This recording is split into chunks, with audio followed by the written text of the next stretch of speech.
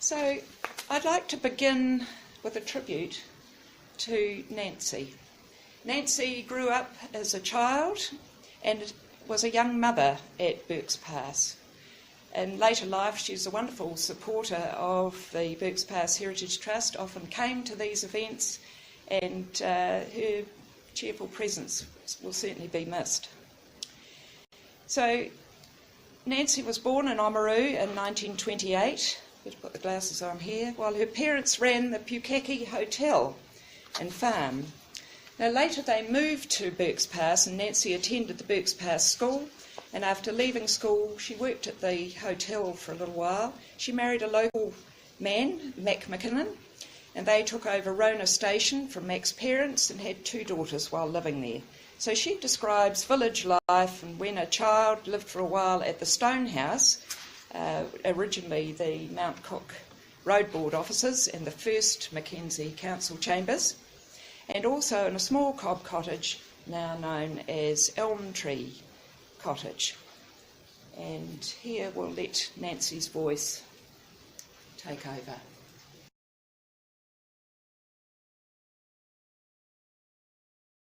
What was the cob house like? Could you describe the layout of it? Yes, it had a kitchen and a bedroom off the kitchen, a lounge in the middle, and then a bedroom on either side of the lounge, and a veranda along the front, which had been partly closed in.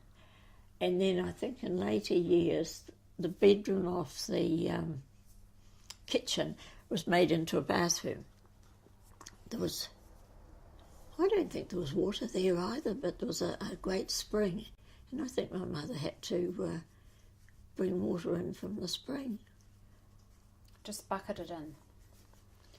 Good heavens, that is hard going. It is, it's hard to believe, and yet somehow she never seemed to complain, but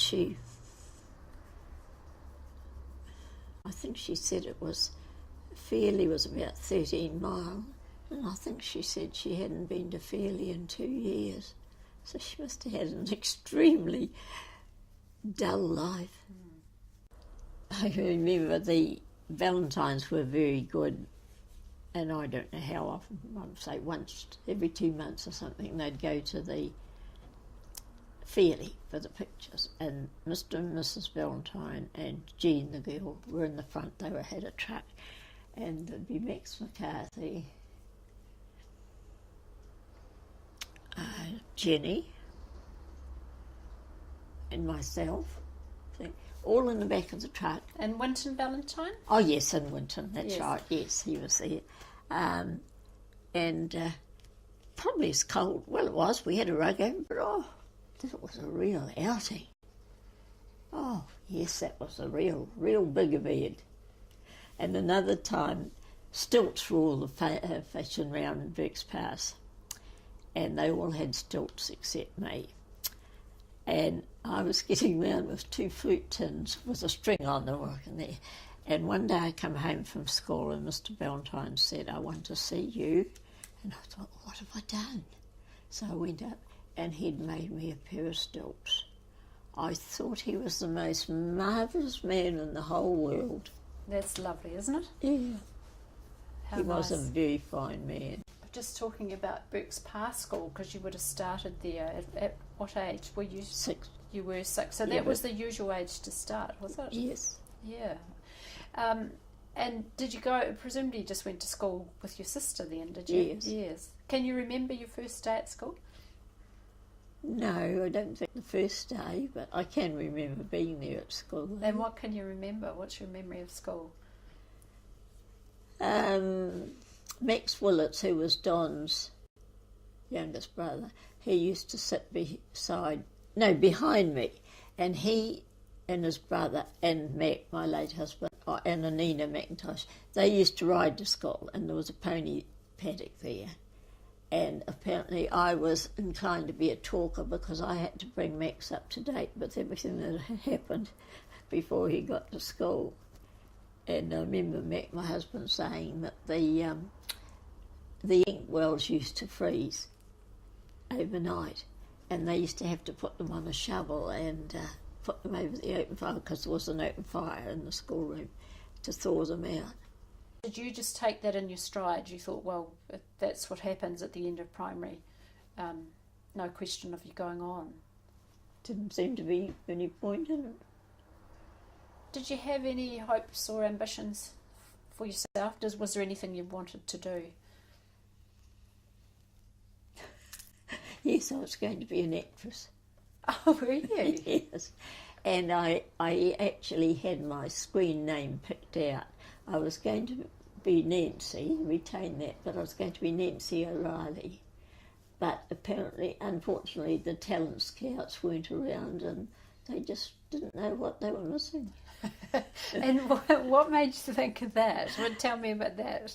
Oh, well, I think when I was, so we used to go to the pictures now and again with the Valentines, and I was right into these film stars.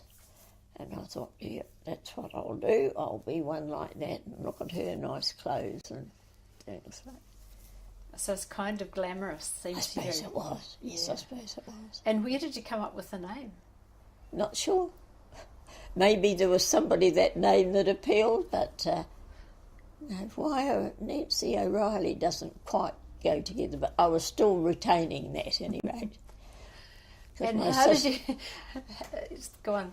My sister next to me, she always used to say, "Oh, how are you today? Are you Nancy White or Nancy O'Reilly?" And I'd say, "No, I'm still Nancy White. I haven't changed to O'Reilly yet." And how did you think you were going to approach this career move? Had you worked out anything? No, had no idea. I think it was just going to happen sort of overnight. Right, someone would discover you. So was the trade at the hotel mainly meals rather than overnight guests, was it? Yes. Yeah. Or would it be sort of people passing through the village for meals? Yes. Right. There was some overnight ones, but it was usually men, musterers or drovers or something like that. So what about the bar part? Did you ever go into the bar? Oh, no. That was strictly me. I don't think even Mrs. Flanagan I don't think the... later in years, Claytie Leishman or Dave Leishman's, his mother did, but then she ran the hotel on her own after the husband got drowned. But no, it was usually a man only, no woman in there. And my father went over there once and there was a couple in there too, a woman, and I suppose it was with her husband. He was horrified to think that there would be a woman in the bar. There was usually a lounge or something, and I think it was frowned on them to even go in to the hotel, but that if they did, that's where they were supposed to stay. So that farewell then to McKinnon, was that sort of typical of the village, if anyone was going? Yes. Yeah. And yes. where would that be held? In the school. And what form would it take? Would it be a supper, or what would it Usually be? a dance and a supper. Everybody took a plate, and there was no water there. I don't know how we washed our hands.